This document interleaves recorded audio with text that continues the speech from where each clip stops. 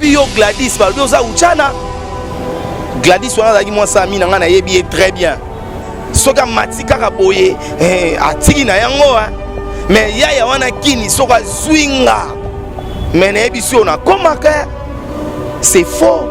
parce que nga nayebi mibali oyo baza na poto baza na bopikiliki bwa bokundu bwa nzoto nayebi mpe basi oyo baza na poto baza kitoko ata omeka ye te mais soki otali oyebike mwasi oyo aza elengi mais comment lelo tokoma komona mobali moko azalaka na Paris mais ana mwasi mosusu na Londres aza na mwasi mosusu na Allemagne aza na mosusu na Belgique aza na mosusu mpona nini mpoka biso nde mibali tozalaka danger mpoza mwa boga kotika mandefu ebele to mwasi mpo ozalaka na mwa fesse monene otiaka tatou c'est très choquant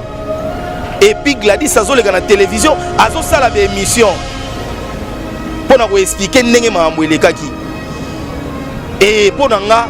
il fallait pas kuta sala parce que ça soni ko roule na mobala muninga soko yebaki to yebaki te tango moni likambo bongo esalamaki parce que makambo tozo beta o eza makambo ese leka kala makambo Gladys wane leka déjà et ko bimaka mikolo yo na ko senga na bandeko na biso surtout ya basi bozala na motema ya malamu toke non kota mama oyo a publier muninga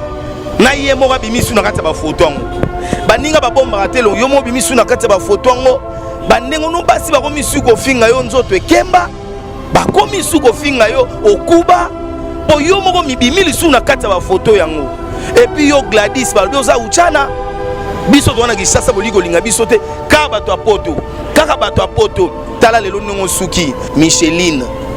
oza mwasa libala zala na respect nanu ya yo moko etake femme mariée une femme mariée et zala na respect nanu ya mobali na yo toyebi ka ba vidéo wana ninga ko bimate parce que osala likambo wana déjà kala mais ya kuku lelo ebimi na mpoisa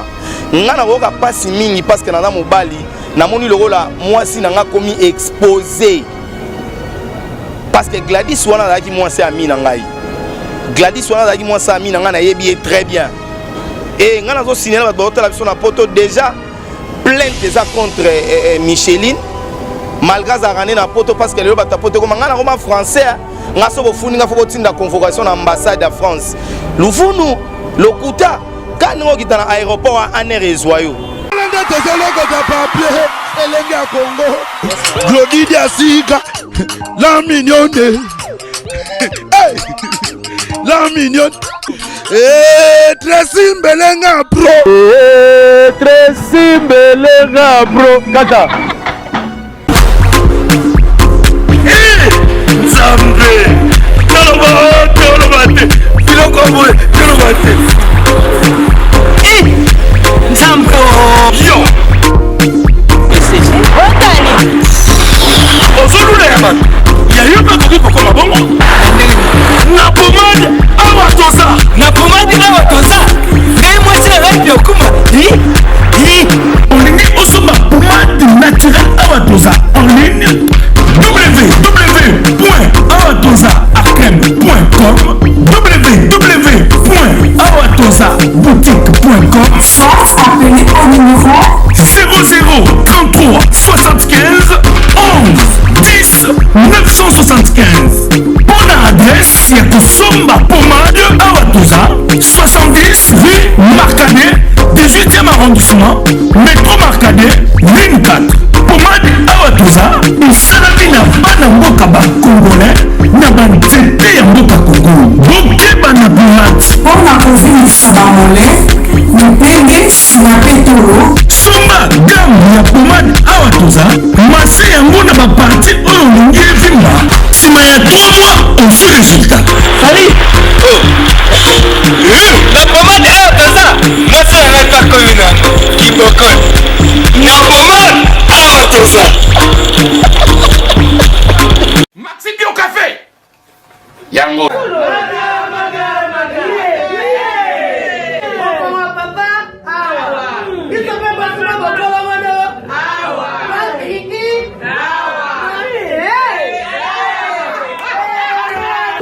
connaît pas demande hémorroïde. Oh, diabète. Soza la bezo mais la pena café kitoko yo Maxi Bio Café numéro ya ngwana na se benga kaka Eric Faka yo moko comprendre po biso basaka de kutanga mona omelango tani na ko monde ministre mobo ya affaires étrangères on est président mobo à Ghana donc rien à voir Maxi Bio Café to so melango bon ba te posa ka yo moko expliquer moninga so na problème na couple expliquer maman te loko ezo mo misabiso na couple yango yo. Tous les malades écoutent qui n'ont Maxi Bio Café. Nga vie de loin na melakango et bongoyo. Ayuna. Pour yango de traité pe éjaculation précoce, mari de nuit, femme de nuit, envoûtement familial. Biloko nyonso so meli café kitoko. En tout cas numéro ngana c'est boluka yemo grand prétérique. Bio Café et au sala chonjo te leng. Tomelaka na bino yango. Force Mbetu. Danger. Maxi Bio, café original, bande kotomela yango pour la santé na biso.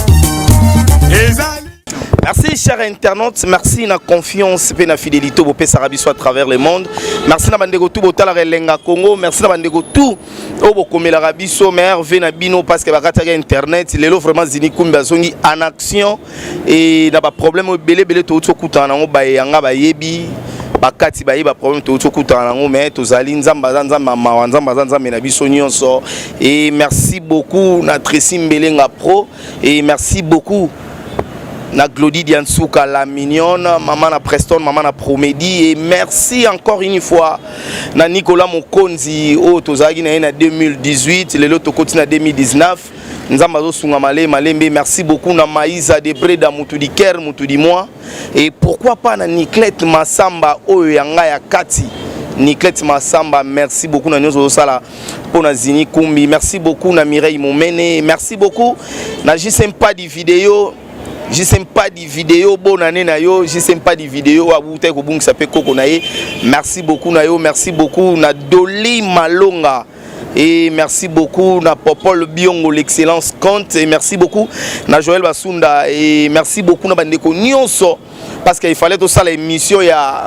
y a année au to benga rétrospective mais tout ça là qui en côté suite il y avait internet quand me su remercier quelques personnes et merci beaucoup na Jorgi Samba les procureurs autrichiens Jorgi Samba place aux Talanga et merci beaucoup na Maïsa de Breda Mutudiker et les autres en analyse par rapport aux news sur les canaux internet par rapport à mutakalisation par rapport à news sur les canaux internet et les lots ceux qui sont dans la news sur les canaux internet il faut se poser la question pourquoi ça na minute où ils ont besoin de salama marambo ezolo na internet suite il y a l'air mususu mibali to basi lelo to condamner mingi basi te to condamner mibali peut-être aux ana katikati quand to kendaka na ndako ya nzambe to kendaka na misu ya l'état to lobaka pour les meilleurs et pour les pires obali mwasi na yo tshena ndako boza ko bota bana et loko nini esalaka mobali a tricher mwasi et loko nini esalaka mwasi a tricher mobali azalaka na poto mwasi azalaka na poto mwasi azana na mobali na ndaku mobali azalaka na mwasi na ndaku bozalaka na poto mobali alongwaka poto ayaka Kinshasa mpona korouler na bafille soko tuniye mais pourquoi ndeko zana mwasi na ndaku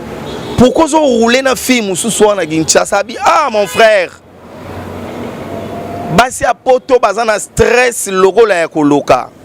basi a poto bali ko stresser biso moi sa poto soko ke na ngambu ya mwasi otuniye mais mama yo zana mobali na ndaku eloko nini ezo sala ke okoma koya na Kinshasa ozwi mobali ozovana ne na flat soko kosala 45 jours bokosala ne 45 jours soko kosala 1 mois bokosala na mobali wana 1 mois mais ozalaka na mobali na ndaku otiki ye na poto okoyoka mwana mwasi wana akopesa réponse abi mibali ya poto balokuta mibali ya poto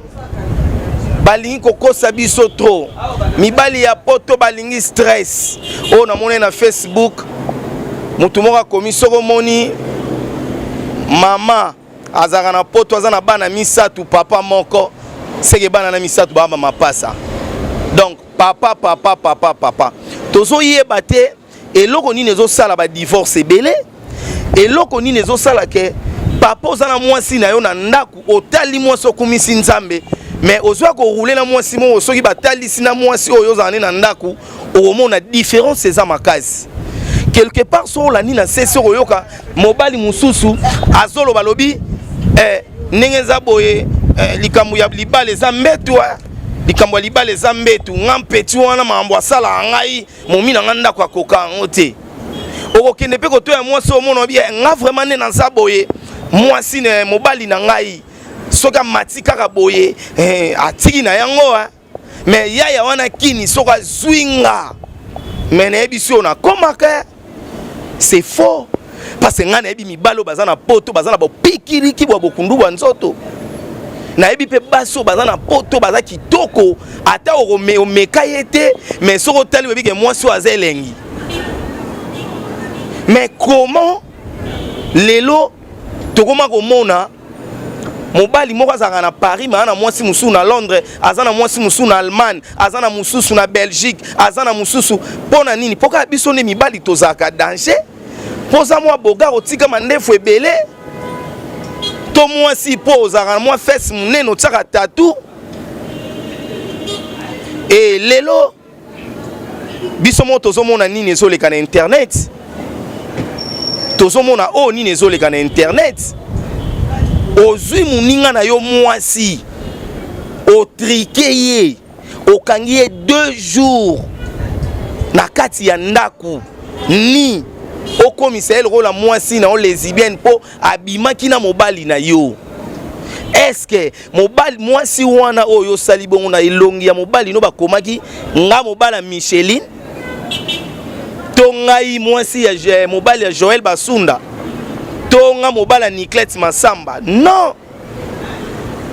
ezana basi mususu azana mobali na ndako akosaka mobali na yeke nazana mobali te mazana mobali eza pe na mwasi mobali mususu akoma akosa ngana mwasi na ngato divorça ngana mwasi na ngakutu tozalaka lisusu te nazo zelaka to si sa procédure à divorce procédure wana soko esili kaka mama nazwa kini nazwa kobala yo pe biso ba fille yango ya Kinshasa na lobi pe nyonso te la plupart bazaka ba complexé ya poto aliko yoka mutu te o azala na poto même biso ba chroniqueur fozaka na mwasi na poto les seuls chroniqueurs na mwasi na poto te zini kumbi soki mwasi na ngala na poto leka na media lobanga mwasi zini kumbi bazala te pona ki chasse pe basa ki toko bali rien n'empêche que nazwa mwasi na poto parce que le comme griffe kolinga mwasi na poto eza mabete mais tala mwasi nini ozolinga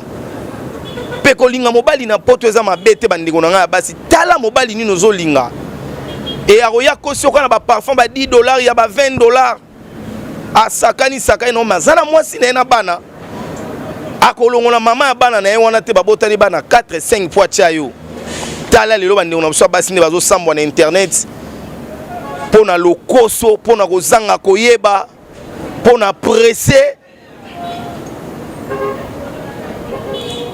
et tout au monde ba publication te ko circuler awa ya ndeko na biso papi mboma to uti ko mona ya Blaise Wang et uti ko circuler awa et lelo ya ndeko na biso Gladys c'est très choquant et puis Gladys azoleka na télévision azosala ba émission pona ko expliquer ndenge mambo elekaki et pona nga il fallait pas kuta sala parce que ça soni ko rouler na mobala muninga soko yebaki to yebaki te tango moni likambo bongo esalamaki parce que makambo tozo beta o eza makambo ese leka kala mambo Gladys wane leka déjà et ko bimaka mikolo yo et eza pasi pour la communauté congolaise okoyi ko benga mutu te ndeko omoni mobali wana aza mobali na ngai tala tika ezana misusu batikaka mais ba fille ya bateti ba ali déjà le roi azwaka 200 € na yekuna 100 € na yekuna mwa mafuta mwa nini a roule kaka et biso lenga Congo tozana ka pona koteya tozana pona kopesa information tozana pona kosala ba analyse par rapport au ezoleka na internet parce que ngai na tali ba vidéo malgré na outil place moko boye ba o bayebi et mawa trop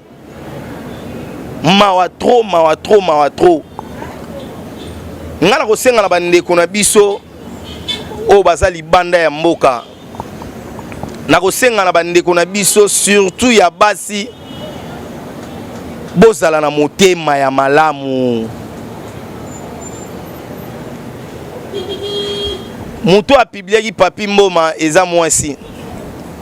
mutu abimisi video ya déblaison wanga eza mwasi mutu auti kosala auto kobeta Gladys eza mwana mwasi basi bozalaka na maîtrise faut ozala mutema munene. Les amis, regardez bien cet endroit. C'est le salon LTC, le meilleur de Bandal. À Bandal, c'est Paris. Il est situé sur l'avenue Kassavoubou, juste à l'entrée du bloc commercial. Oui les amis, au salon LTC, la main qui façonne les têtes des gens est une main experte. On s'y fait coiffer à tous les styles, l'afro comme l'européen. Et oui, ce coiffeur talentueux qui officie au salon LTC, c'est Fernando Mbaya, la garantie du traitement de vos cheveux. En plus, Fernando Mbaya est un expert en coiffure mixte.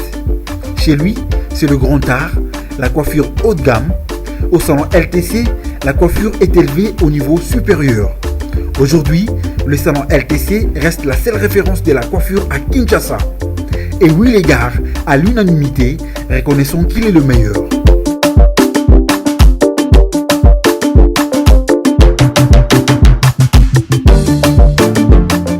Le roi Maïsa de Breda, le roi la Clonie, la grâce, maman, moi si faut en maîtrise. La Bible dit, trouve une femme, trouve le bonheur. Toke non kota maman oyo a publié muninga na ye mo bimisu na kata ba photo ngo. Ba ninga ba bomba telo yo mo bimisu na kata ba photo ngo. Ba ndengo no basi ba komisu ko finga yo nzoto ekemba. Ba komisu ko finga yo okuba. Po yo mo mi bimili su na kata ba photo yango. Et puis yo Gladys ba bioza uchana. Mobali ya batu ko rouler na ye eza déjà lisumu. Yango zo mona ba fille ebele bazo bala te pona nini tango bat bakena na église apamboli libala ekangami likolo ekangami na se bakangaka na ba demo ese tango yo zo lingo ya kokoto panza malédiction wane kolanda yo biso twana kisasa boliko linga biso te ka bato apoto kaka bato apoto tala lelo ndongo suki et ngana zo pesa mingi conseil pa maman a publier Micheline oza mwasa libala zala na respect nanu ya yo moko etake femme mariée, une femme mariée et zala na respect nanu ya mobali na yo toyebi ke ba vidéo wana ninga ko bimate parce que sala likamwa na déjà kala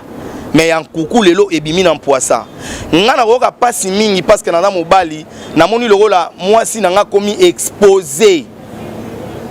parce que Gladys wana la ki mwasi ami na ngai Gladys wana la ki mwasi ami na ngai na yebi très bien mais lelo tala dignité na yo et silité toyebi ke na ba jour à venir ba vidéo mususu ko bima ya songolo mpakala to monaki na Londres papa mukolo alinga bimana mwana ya 17 ans soki ya 16 ans ba publier ye na yebite justice yango ya sole commune internet justice ya sole commune internet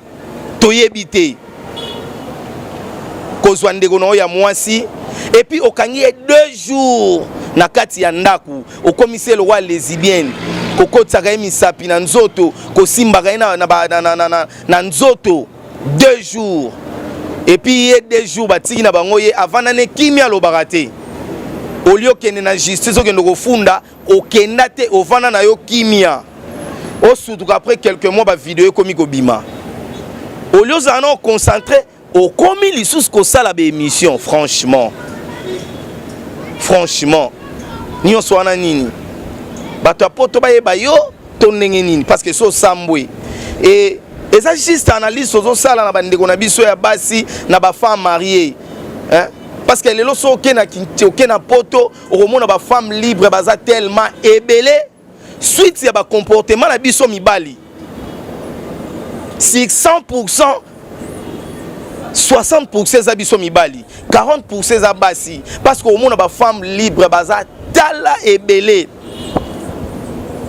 nga na yebi sœur moko azalaka na Londres azali kokosa ami moko boye kazalaka na mobali te na ndako kaza na mobali e mobali wana benga ami na nga wana gangela ye tika mwasi na nga parce que babiso lokwa toza bakretien ndenge bateya biso na bafamille mwasi ya mutu basimbaka te so olingo rumela mobali ya mutu basimbaka te mwana mwasi so olingo rumela et lelo lokola internet ebime koma nango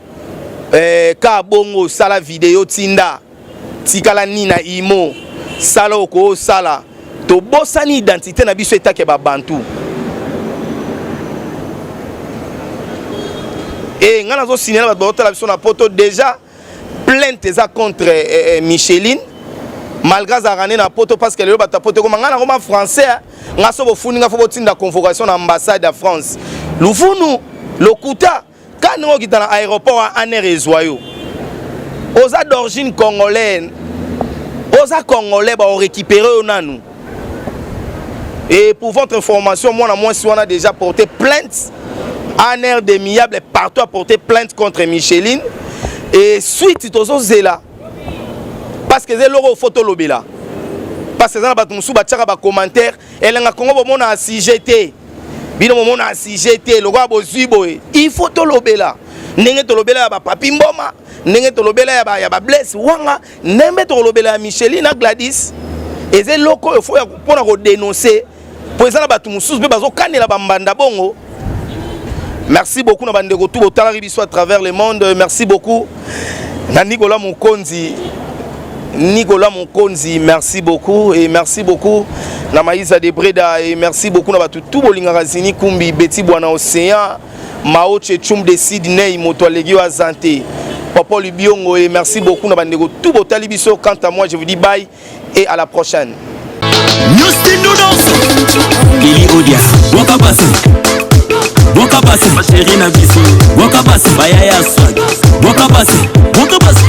Hello, ouais, ça y est la grande famille, c'est bien moi toujours les Legacy. Tout ça pour les bisous sur la colonisation. Nous avons des bisous artistes. Les amis, nous avons la colonisation. Nous avons